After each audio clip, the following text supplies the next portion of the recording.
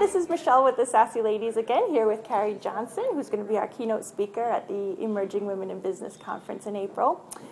Today we're going to talk a little bit about emotion. During your speech, I heard a lot of emotion coming out in your story, and I think women tend to kind of try to hide their emotions because they don't want to be seen as emotional. But that, to me, always, in your story, I heard those emotions were trigger points for you, or turning points. It was what made you realize that you needed to make a change or to do something in your business. So let's talk a little bit about that. Fear.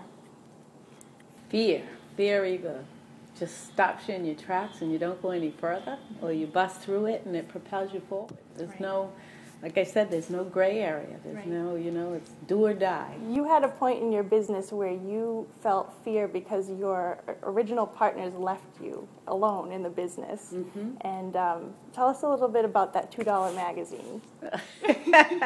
$2 magazine had a test in it about that you would answer questions, and it would the results would tell you whether or not you were going to make it as an entrepreneur. Mm-hmm. And all the characteristics, you're a risk taker, you're confident, you're creative, you're organized, and I didn't fit. Yeah.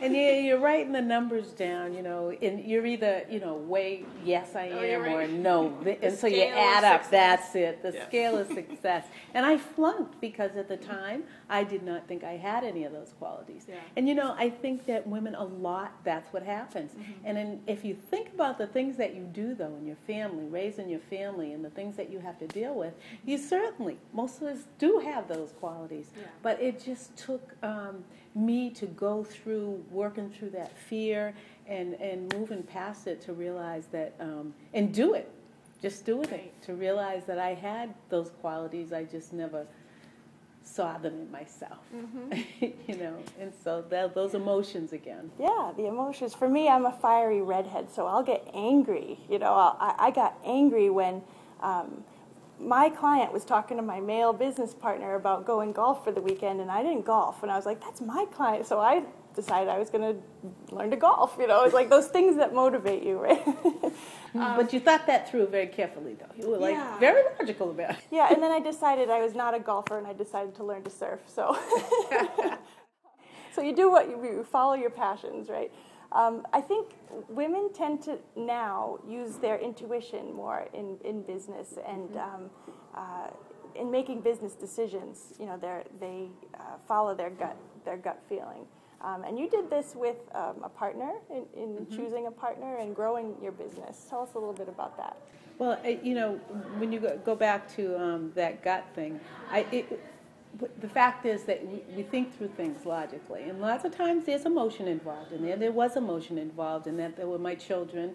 I was trying to balance work and family, and all of those things were making me a little crazy, and I was emotional about it. But I thought it through, and in spite of what people were telling me, don't do this or you don't want a partner.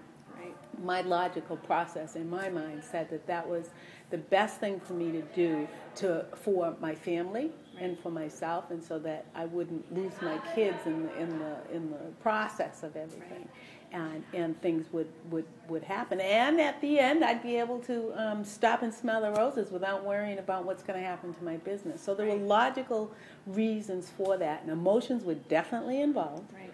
And while we sometimes think, because sometimes they have a tendency to say, well, women are so emotional and this, that, and the other. We are emotional. Right. But we need to say, yes, we are. Yeah. But I think that's not a negative. It's a positive. It's what, helps us work through the things that we need to work through to be successful. Right. It's using your emotions as an asset. That's exactly right.